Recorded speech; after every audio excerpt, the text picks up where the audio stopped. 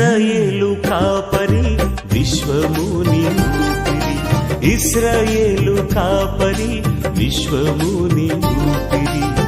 పరలోక సారథి ప్రభునా వారధి, పరలోక సారథి ప్రభునా వారధి, యేసు నా రథ సారథి, నా హృదయ కాపరి. ఇశ్రాయేలు కాపరి విశ్వముని ఊపిరి, ఇశ్రాయేలు కాపరి విశ్వముని ఊపిరి.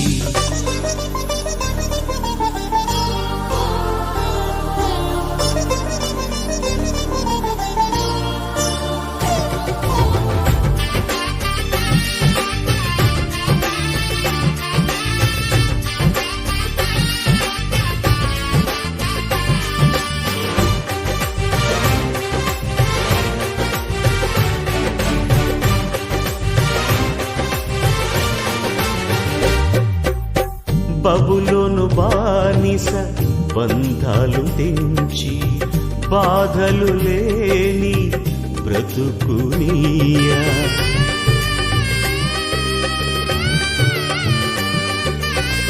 బబులోను బానిస బంధాలు తెంచి, బాధలు లేని బ్రతుకునియా. సిలువ కాటాలో శ్రమల కౌగిటిలో, సిలువ కాటాలో శ్రమల కౌగిటిలో, రక్తము కాచి రక్షణనిచ్చిన నా యేసయ్య, నీ రక్తము కాచి రక్షణనిచ్చిన నా యేసయ్య.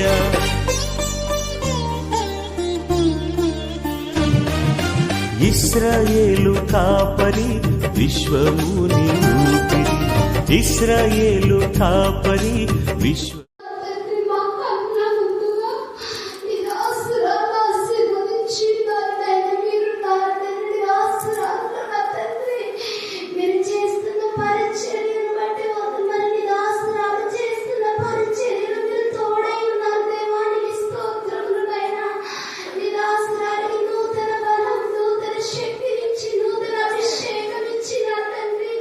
ఇంకా అనేకుల కొరకు ప్రార్థన చేసే ప్రార్థన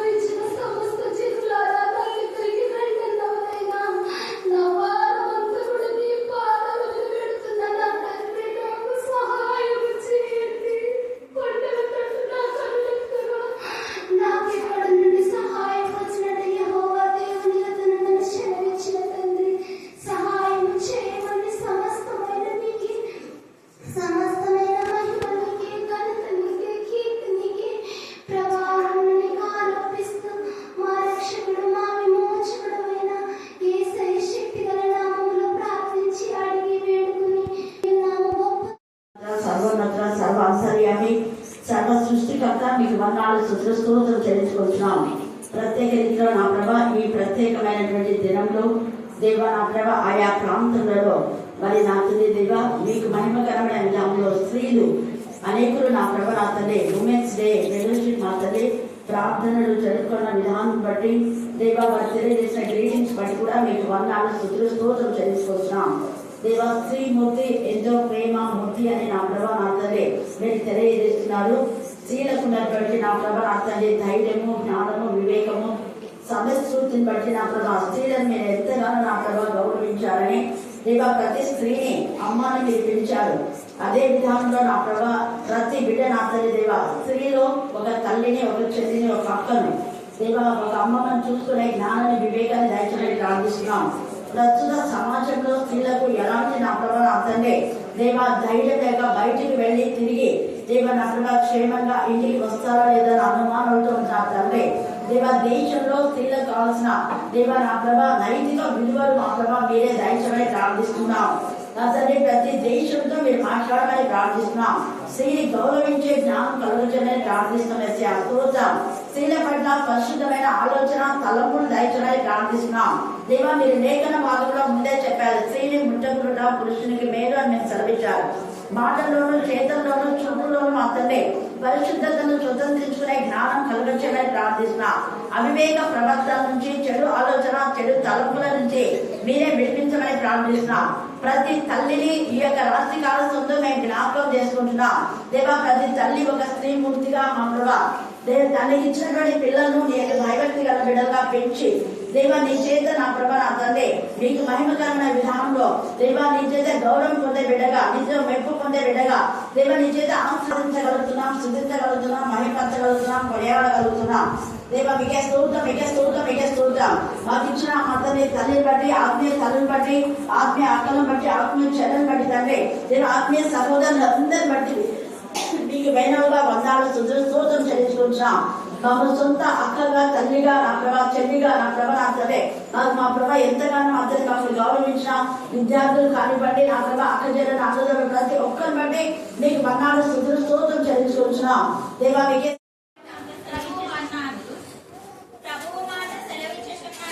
ప్రభువు మాట సెలవిచ్చుచున్నాడు, దానిని ప్రకటించు స్త్రీలు గొప్ప సైన్యంగా ఉన్నారు. చూడండి ఇక్కడ దానిని ప్రకటించు స్త్రీలు అన్నారు. దాన్ని ప్రకటించు స్త్రీలు గొప్ప సైన్యంగా ఉన్నారంట. మరి ఈ గొప్ప సైన్యం ఎవరై ఉంటారు అని మనం చూస్తే ఇక్కడ మార్కు సువార్త 15వ అధ్యాయం 46వ వచనం చదవండి. మగ్దలేనే మరియలు, యేసే తల్లి అయిన మరియలు ఆయన ఉండిన చోటు చూచిరి. అక్కడ మగ్దలేనే మరియా, తర్వాత యేసు, అక్కడ యేసు అంటే యేసు ప్రభు కాదు, అక్కడ యేసే అంటే యేసు ప్రభు కాదు. మార్పు తర్వాత యేసే అని కొంతమందికి రెండు పేర్లు ఉంటాయి. అలాగా పేర్లు ఉన్నటువంటి తల్లులు మరియలు 7 మరియలు ఉన్నామని మనం చెప్పుకున్నాం కదా. ఎంతమంది మరియలు చెప్పండి? మరి చెప్పాలి.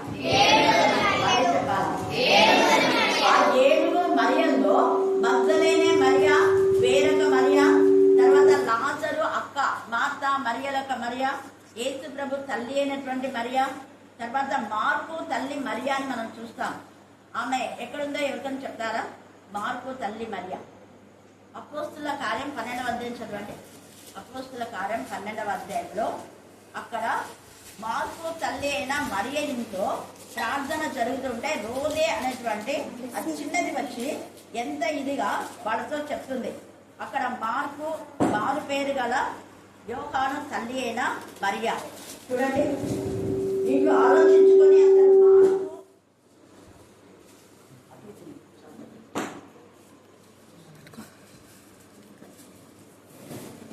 స్త్రీలు చేసినటువంటి త్యాగాన్ని మనం జ్ఞాపకం చేసుకుని విన్నప్పుడు ఊరికే విని వదిలిపెట్టడం కాదు, మనం ఎంత చేస్తున్నాము. ఒక స్త్రీ దెబోరా సైన్యాధిపతిని పిలిపించి తిట్టదు. మళ్ళీ ఏంటి నువ్వు ఎలా ఉన్నావు, మేల్కో దెబోరా, మేల్కో దెబోరా అని తనను తాను మెలుకో కలిపి తన ప్రాణానికి తనే చెప్పుకుంటది.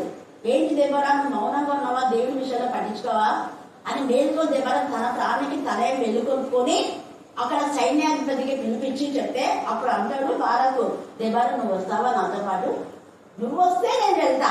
చూసారా, ఒక స్త్రీని ఏర్పడుతున్నాడు. ఎవరు? సైన్యాధిపతి. హల్లెలూయా, హల్లెలూయా, హల్లెలూయా. ఈ రాత్రి కాల సమయంలో మనం ఎలా ఉన్నాం? మనం నిశ్చయంగా దేవుని పట్ల రోషం కలిగి ఉన్నామా? దేవుని పట్ల తెగింపు కలిగి ఉన్నామా? దేవుని పట్ల ధైర్యం వహిస్తున్నామా? దేవుని పట్ల కొంతైనా త్యాగం చేస్తున్నామా? ఇంత దెబోరాలాగా చేయకపోయినా, మగ్దలేనే మనలాగా ఆ సమాధుల్లో యేసు ప్రభు కోసం ఉండకపోయినా కనీసం రోజు అర్ధగంట వచ్చి వాక్యం వినండి. మీకు మేలు కోసం, అది నా మేలు కోసం కాదు. హల్లెలూయా, హల్లెలూయా. ఎందుకంటే దేవుని సన్నిధిలో దేవుని కోసం ఎంత మనం శ్రమిస్తాం అన్ని బ్లెస్సింగ్స్ వస్తాయి. మగ్దలేనే మరియకు అప్పుడు అత్తరు పూసేటప్పుడే చెప్పారు ఆమెను గురించి. మరి అనవసరంగా మాట్లాడిన ఇస్కరియోతు యూదా వెంటనే ఏం చేశాడు? యేసయ్య అంత మందిలో గద్దించాడు. మీదరు ఎప్పుడు మీదరే ఉంటారు కదా, అలా చేయొచ్చు కదా, నువ్వు నోరు మూసుకున్నట్టు చెడి వారు మోతున్నాడు. ఇంతమందిలో నన్ను అవమానపరిచాడని ఇంకా ఉగ్రుడు అయిపోయాడు ఇస్కరియోతు యూదా. అప్పటికే యేసుడు అంటే కోపం, ఎక్కడంటే ఎక్కడ తప్పు చేసినప్పుడంతా గద్దిస్తూ ఉన్నాడు. పేతురు కూడా సాతానా నా వెనుకకు పో అన్నాడు. ఎప్పుడు మీరు సాతాను యొక్క ఆలోచనలో కలిగి ఉంటారా మీరు అన్నారు. అయితే అలాంటిది మగ్దలేని మరి అప్పుడు ఏదైతే యేసయ్య చెప్పాడో అదే విధానంలో ప్రపంచంలో ఒక మంచి ఆమె నిజంగా దైవజనురాలుగా మొదటి మరి ఆ యొక్క పురుషులకు యేసు ప్రభు వాళ్ళ శిష్యులకే, వాళ్ళ బోధకుడు, వాళ్ళ అపోస్తులు, వాళ్ళ సెన్స్ అలాగే అభిషిక్తులైన వాళ్ళకే వాక్యం చెప్పేటటువంటి కృపను యేసయ్య కల్పించాడు పునరుద్ధానంలో. హల్లెలూయా, హల్లెలూయా, హల్లెలూయా. స్త్రీ అంటే నువ్వు అబద్ధం కాదు, నువ్వు పెళ్లిదాని కాదు, గమన ఇంట్లో కూర్చోవడం కాదు. స్త్రీ అంటే దాన్ని ప్రకటించే స్త్రీలు గొప్ప సైన్యంగా, ఆ సైన్యంలో ఇక్కడున్న స్త్రీలు కూడా మరి ప్రభుని ఎంత ప్రకటిస్తున్నారు. దెబోరాలాగా దేవుడి పిల్లల కోసం ఎంతగా మనం పోరాడుతున్నాం. మన పోరాటం ఏంటి? నీ ఆరాటం, నీ పోరాటం, నీ శ్రమ, నీ బెద అంతా మీది, నీ కుటుంబం కోసమేనా? మరి ప్రభు కోసం ఏం చేసామని ఈ వ్యక్తిగతంగా మనం ప్రశ్నించుకోవాలి. ఎక్కడేదో ప్రాణములకు తెగించి మోషే చనిపోవలసిన మోషేను కాపాడుకోగలిగిందాము. ఎంత ధైర్యం! ఒకవేళ పొరపాటున ఇలాగా పిల్లోని ఆమె దాచిపెట్టింది అని తెలిస్తే కూడా ఆమెను కూడా చంపే అవకాశం ఉంది. కానీ ఆమె తన ప్రాణానికి తెగించి తన కుమారుడు కాపాడుకోగలిగింది. మిరియాం కూడా అక్క, వాళ్ళ అక్క చూడండి, తెలిస్తే కదా ఈ పిల్లోని తల్లినే నువ్వు తీసుకొస్తావా అని తెలిస్తే ఆ పిల్లని కూడా ఏమైనా చేస్తారు. కానీ అంత చిన్న వయసులో ఎవ్రీ సెలవు ఎంత ధైర్యం చూడాలి. హల్లెలూయా, హల్లెలూయా. అందుకని ఎవ్రీ స్త్రీలు చురుకైన వాళ్ళు, ధైర్య సాహసములు గలవాళ్ళు. వాళ్ళు ఎవరికి భయపడరు, దేవునికి మాత్రమే భయపడతారు. అక్కడ మంత్రస్వాములు కూడా దేవునికి భయపడి వాళ్ళు మేలు చేశారు. తద్వారా దేవుడు వాళ్ళ సంతానాన్ని ఆశీర్వదించినట్టుగా మనం చూస్తాం. అలాగే దెబోరా యొక్క వంశంలో దేవుడు బాగా ఆశీర్వదిస్తాడు. మగ్దలేనే మరియ మరి ఎప్పటికీ ఆమె కూడా సెంట్ గా పిలువబడుతుంది. సెంట్ మేరీ తెలుసు కదా మీకు, చూస్తున్నారు. తల్లి మరియనే కాదు, సెంట్ మేరీ ఆమె యొక్క మరి ఇల్లు చాలా పెద్దది. మగ్దలేనే మరి ఇల్లు. అక్కడే ఒక మందిరంను కట్టి యొక్క యెరూషలేము ప్రాంతంలో సెంట్ మేరీస్ అని ఆమె మగ్దలేనే మరియనే ఆ యొక్క ఆమె కూడా అపోస్తలుల్లో ఒకటిగా ఎంచబడతాయి. హల్లెలూయా, హల్లెలూయా, హల్లెలూయా. దాన్ని బేస్ చేసుకునే చాలా మంది నన్స్ తయారు కావడం కానివ్వండి, లేకపోతే ఈ యొక్క సిఎస్ఐ చర్చిలో పాస్టర్స్ గా, తర్వాత బిషప్ తల్లులుగా స్త్రీలు ఉన్నారు. స్త్రీ అని మనం గుర్తు పెట్టుకుంటే ప్రతి దాంట్లో ఉంది స్త్రీ. ఒక్క దాంట్లో కాదు. డ్రైవింగ్ లో ఉన్నారు కదా, బస్ డ్రైవర్ గా కూడా ఉన్నారు, మీకు తెలియదు. కొన్ని ప్రాంతంలో బస్ డ్రైవర్ కూడా స్త్రీలు ఉన్నారు. కండక్టర్స్ ఇంతకు ముందు కండక్టర్ పనికి పోవాలంటే షేమ్ గా ఫీల్ అయ్యారు.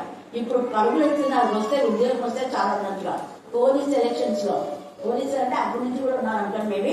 అయితే ఇలాగా ప్రతి దాంట్లో అనమాట, దేంట్లో స్త్రీలు తీసిపోయేలాగా లేకుండా ప్రతి దాంట్లో ఆటోలు కూడా నడుపుతున్నారు. బండ్లు నడిపే స్త్రీలను నేను చూస్తున్నాను. హల్లెలూయా, హల్లెలూయా, హల్లెలూయా. కాబట్టి స్త్రీ అని బలహీనాలని ఎప్పుడు అనుకోవద్దండి. దాన్ని ప్రకటించి స్త్రీలు గొప్ప సైన్యంగా ఉన్న ముఖ్యమైన సాహసం ఏంటంటే ఎలాంటి పరిస్థితిలో కూడా ప్రభువును మనం ప్రకటించే వారుగా మనం ఉన్నాం. ఎస్తేరు కూడా తన ప్రాణములకు తెగించి ఆమె రాని కదా, నాకెందుకులే అనుకోలేదు. నేను చనిపోయినా పర్వాలేదు, నేను ఏమైపోయినా పర్వాలేదు, కానీ నా జనుల కోసం నేను రాజు దగ్గరికి వెళ్తానని ప్రాణంలోకి తెగించి ధైర్యంగా రాజు సముఖానికి వెళ్ళింది. రాజు ఆజ్ఞ లేకుండా ఎవరు వెళ్ళకూడదు, అది శాసనం. కానీ ఆమె ప్రార్థన చేసుకుంది. ముందు ఫస్ట్ ప్రార్థన చేసుకున్నాను. అలాగే నెహమ్యా కూడా రాజుతో మాట్లాడడానికి ముందు ప్రార్థన చేసుకుంటాడు. నెహమ్యా 1వ అధ్యాయంలో ఎప్పుడైతే నెహమ్యా ప్రార్థన చేసుకొని రాజు అడిగిన వెంటనే ఉన్న విషయాలంతా ధైర్యంగా చెప్పేస్తాడు. రాజు గారు, మా యొక్క మరి యెరూషలేము ప్రాకారాలన్నీ పడగొట్టుకున్నాయి, కట్టుకోవాలని అనుకుంటున్నాం, అందుకే నా ముఖం వికారంగా ఉంది, ధైర్యంగా చెప్పేస్తాడు.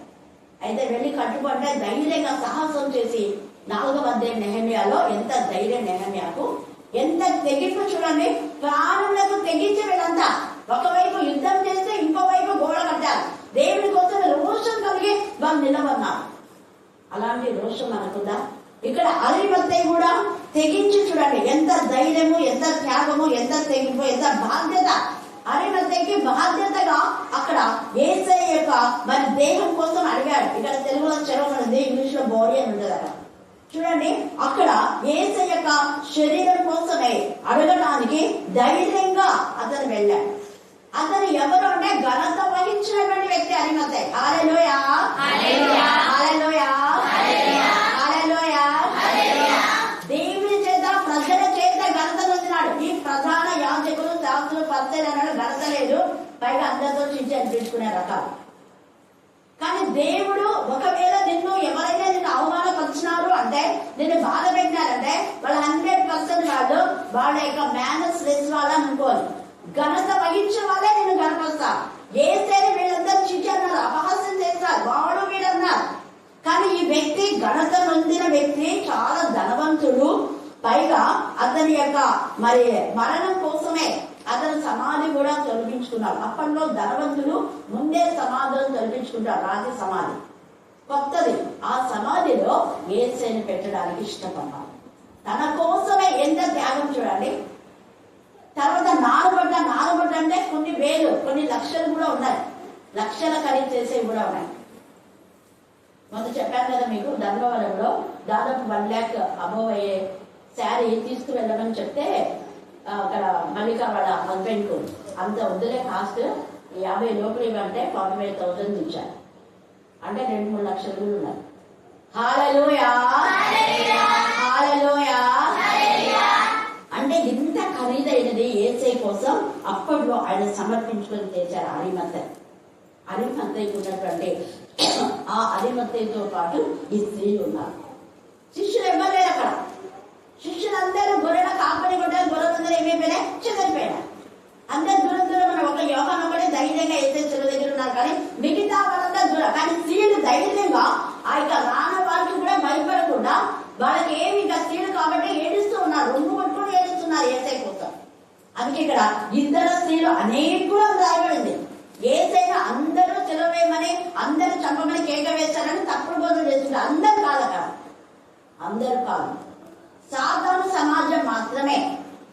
ఈ యొక్క మరి ప్రధాన యాజకులు, శాస్త్రులు, తర్వాత పరిసయ్యులు, ఇంకా పెద్దలకు సంబంధించిన బంధువర్గం వాళ్ళ యొక్క తొట్టిగాన్ని మాత్రమే యేసయ్యని సెలవేయమని కేకలు వేసింది. అందరూ కాదు. చూడండి, ఇక్కడ మరొకసారి చదవండి. వీరు కాక అనేక మంది స్త్రీలు అక్కడ ఉండినని తేదీ ఇక్కడ 41వ వచనంలో రాయబడింది. మరి చదవండి. అక్కడ